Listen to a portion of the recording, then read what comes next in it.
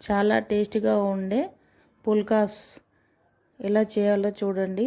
చాలా బాగా పొంగుతాయి ఇవి. మీకు చేయితో కాకుండా చపాతీ కర్రతో చేసే విధంగా చూపిస్తాను మీకు. సజ్జలు, జొన్నలు, రాగులు, గోధుమ పిండి కలిపి చేసిన పుల్కాలు తప్పకుండా చూడండి. ఎలా పొంగాయి చూడండి. అందరికీ నమస్కారం. అరుణాస్ కిచెన్కి స్వాగతం, సుస్వాగతం. ఇప్పుడు మనము మిల్లెట్స్ వీట్ ఎలా చేయాలో చపాతీ చూడండి. మనం ఫస్ట్గా ఒక బౌల్ తీసుకొని అందులో రెండు కప్పుల గోధుమ పిండికి 1 కప్పు సజ్జలు, జొన్నలు, రాగులు కలిపి పట్టించిన పిండి కలిపి దాంట్లో తగినన్ని జల్లెడ కొట్టి సాఫ్ట్గా వస్తాయి. దాంట్లో తగినన్ని వాటర్ పోసుకొని పిండి మంచిగా మృదువుగా కలుపుకోవాలి. మంచిగా అట్లా కలుపుతూ కొన్ని వాటర్ పోసుకుంటూ మెల్లిగా మర్దన వేసుకుంటూ కలపాలి. నేనైతే సాల్ట్ ఎందుకంటే మనకు సాల్ట్ కొంచెం అవాయిడ్ చేస్తేనే మంచిది. అందుకే నేను కర్రీలో సాల్ట్ వేస్తాను కాబట్టి చపాతీలలో ఎప్పుడు నేను మనం సాల్ట్ అవాయిడ్ చేస్తే చాలా మంచిది.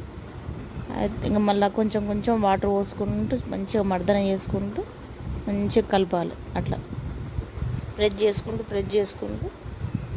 చూస్తూ కలపాలి. వాటర్ ఎక్కువ పోసుకొని ఒకటేసారి కలిపితే మెత్తగా అయిపోతుంది. కొంచెం వాటర్ పోసుకుంటూ మెత్తగా కలుపుకోవాలి. మెత్తగా అంటే మంచిగా మనం చపాతీ పిండి ఎట్లా కలుపుకుంటామో సేమ్ అలాగే. దీనికి వామ్ వాటర్ ఏం అవసరం లేదు. మన నార్మల్ వాటరే కలుపుకోవచ్చు. మంచి చపాతీ ఎంత మృదువుగా సాఫ్ట్గా మంచిగా పొంగుతాయి. అట్లా మర్దన చేసుకుంటూ కలుపుతూ మనకు పిండి మంచిగా మీరు కలుపుతుంటే తెలిసిపోతుంది ఎంత సాఫ్ట్గా ఉంటుంది. అట్లా మంచిగా రౌండ్గా ఎంత కలుపుకుంటే మనకు అంత మంచిది. ఇప్పుడు ఒక 10 మినిట్స్ అట్లా పెట్టేయాలి పక్కకు. తర్వాత మళ్ళీ తీసుకొని మంచిగా మళ్ళీ ఒకసారి మర్దన వేసుకొని మనకు చపాతీకి ఎంత కావాలో మళ్ళీ ఒకసారి పీట మీద మళ్ళీ మర్దన వేసుకొని చపాతీకి ఎంత ముద్దలు కావాలో అంతంత తీసుకొని దాన్ని ప్రెస్ చేసుకుంటూ ఇట్లా ఒత్తుకోవాలి. మన మర్దన ఎంత బాగా చేస్తే అంత మంచిగా సాఫ్ట్గా మనకు పొరగా వచ్చేస్తుంది చపాతీ. అట్లా అన్నీ ఎంత కావాలో చపాతీకి అన్ని ముద్దలు చేసుకొని పక్కకు పెట్టుకోవాలి.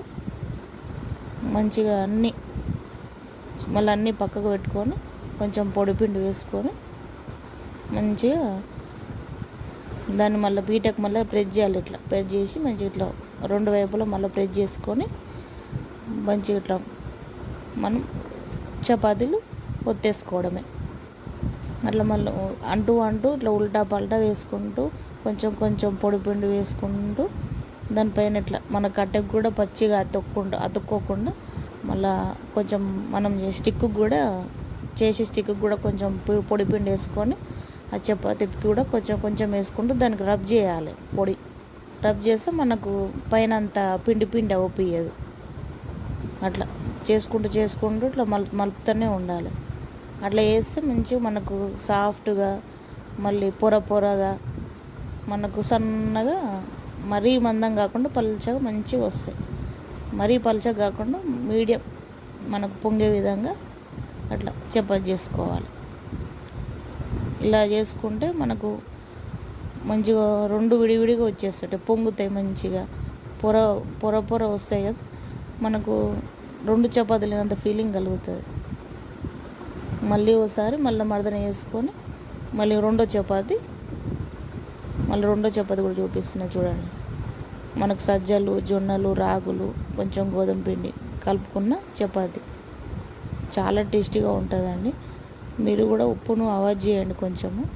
ఈ చపాతీలు చేసుకున్నప్పుడల్లా మనం కర్రీలు వేసుకుంటాం కాబట్టి ఇలా అస్సలు ఉప్పు వేయకూడదు. అయినా కూడా టేస్ట్ ఉంటాయి, బాగుంటాయి ఇవి. అట్లా కొంచెం పొడిపిండి వేసుకుంటుంటే ఏమవుతుందంటే మనకు అతుక్కోకుండా సాఫ్ట్గా వస్తుంది. మనం చేయితోని ఇట్లా జొన్న రొట్టెలు కొడతాం కదా, అట్లా కాకుండా రాని వాళ్ళు కూడా ఇలా చేసుకునేటట్టు మీకు చేస్తూ చూపిస్తున్నానండి. మనకు ఇట్లా స్టిక్తో కూడా చేసుకుంటే చాలా బాగా వస్తుంది. రాని వాళ్ళు కూడా మంచిగా నేర్చుకోవచ్చు. అట్లా పొడిపిండి కొంచెం చల్లుతుంటే ఏమవుతుందంటే మనకు స్టిక్ కతుక్కోదు అన్నట్టు. చాలా బాగా వస్తాయి. మనకు పొర పొర ఎంత బాగా వస్తాయంటే మీరు చేసినాక చూడండి, వావ్ ఎంత బాగా వచ్చినాయి అనుకుంటారు. మీరు కూడా ట్రై చేసి చూడండి. కంపల్సరీ ఎలా వచ్చాయో కామెంట్ సెక్షన్లో కంపల్సరీ పెట్టండి. అలా వేసి అన్నీ అన్నీ చేసుకొని ఒక ప్లేట్లో వేసేసుకొని ఒకటోసారి మనం అన్నీ ఒక్కొక్కసారి కాల్చుకోవచ్చు, బాగుంటాయి. ఇవి హెల్దీ బాగుంటాయండి. తర్వాత మనం పెంక వేడి చేసుకొని చపాతి వేసేసుకొని కొద్దిసేపు కాలగానే మళ్ళీ ఇట్లా రౌండ్గా అనుకుంటూ అంత సైడ్ పౌండ్ కాలుతుంటుంది. అంతా ప్రెస్ చేసుకుంటూ కాలాలి. మళ్ళీ నెక్స్ట్ రెండో టర్న్ కూడా సెకండ్ ట్రిప్ ఇట్లా మలపాలి. కొంచెం పచ్చి ఉన్నప్పుడే తీసేయాలి, ఎందుకంటే మనకు మళ్ళీ అతుక్కోదు అన్నట్టు. అదొక టిప్పు. కొంచెం కాలంగానే తీసి మళ్ళీ ఉల్టా వేసి అట్లా కాలుస్తే ఏమవుతుందంటే మనకు లోపల వరకు మంచిగా పచ్చిగా ఉండకుండా మంచిగా గాలిపోతుంది.